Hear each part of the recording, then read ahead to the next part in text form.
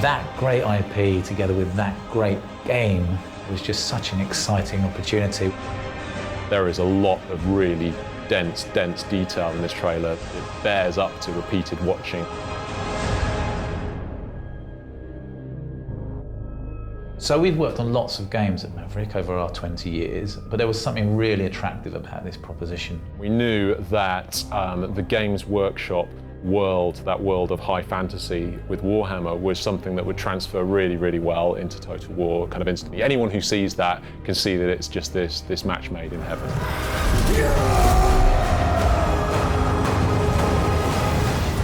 In the trailer, we join a light wizard who's undergoing a feverish search for sort of answers to the ongoing war that seems to have plagued the world. And as he's searching, we're able to kind of dip into his visions as the book that he's looking and searching through starts to corrupt him, starts to play on his mind and offer him up, or assail him with all these visions of the world at war.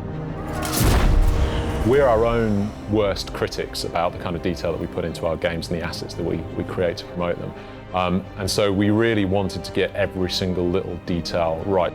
For example, the light wizard and the light college he inhabits, the amount of detail that went into the actual design of that location, from the different architectural styles of the actual building itself, different levels of dilapidation, but also what would be on a table, for example. They use refracted light, so there'd be certain sort of implements. Even the symbols and the symbology on the robes and the things they carry, down to the smallest detail, you had to get this right. So the trailer has two distinct types of style within it. It has a photoreal style for the sequences with the wizard, and then you have a more abstract, painterly style for the world sequences.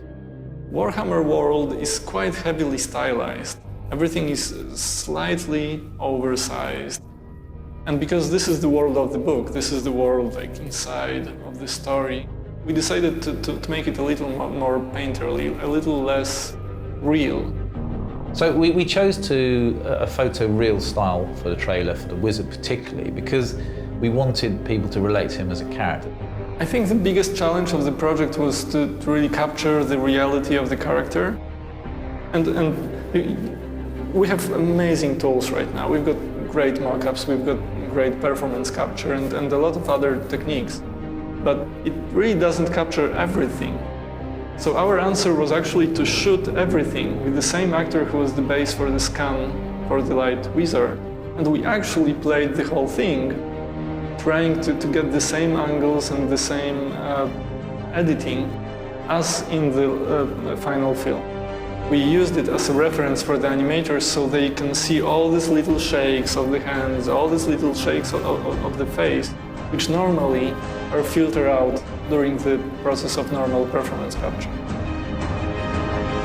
We had some great help from the Total War team because they're obviously working on the game, so a lot of the modelling and stuff and interpretations of the characters have already begun.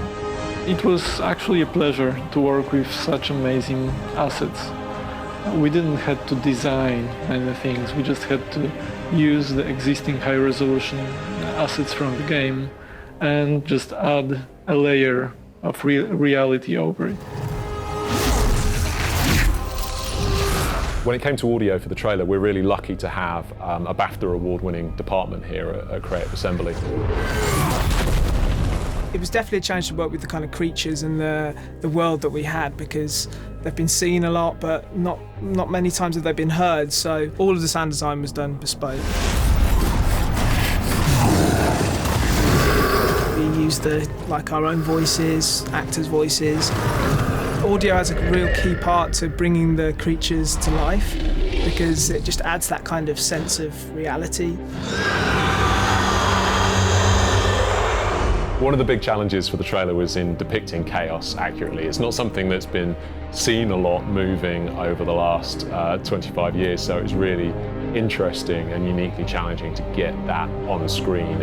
Chaos is a dark force that kind of pervades and is constantly trying to break through into the world and take over elements of it and change them, and it's never really something that you can define, so you have to kind of create a sense of chaos, and then it's in the change it makes on the people that its kind of force is visualised in. And so It was a complicated idea just to nail down the concept of what it is before you even thought technically about how you're actually going to visualize this in a realistic CG form. There's lots of different elements that you have to balance, and we have to go back and forth to kind of create and refine and add elements to kind of create this kind of really unpleasant sense of something taking you over, which is organic, and driven and menacing. And one of the nice touches that I don't think a huge number of people have picked up on is that when the wizard's reading the book throughout the trailer, you can see little tendrils of chaos kind of chasing his fingertips in some of the scenes. And it was important to kind of drop those little details in and sort of build up that kind of menace and that idea of this book coming alive.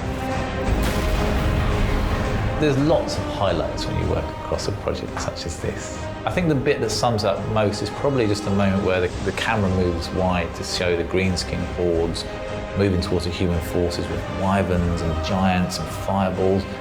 And for me, it just sums up the promise of both Warhammer and Total War together. That is the promise of the game right there. I think my most favorite scene would be a zombie dragon, because it's a zombie dragon, right? Our satisfaction with the amazing trailer we've ended up with is just seeing people online saying great things about it, and I think that's probably the absolute best result we could have hoped for. It makes the whole process, the 2-year process, really worthwhile. There's no more fun to be had in making people excited.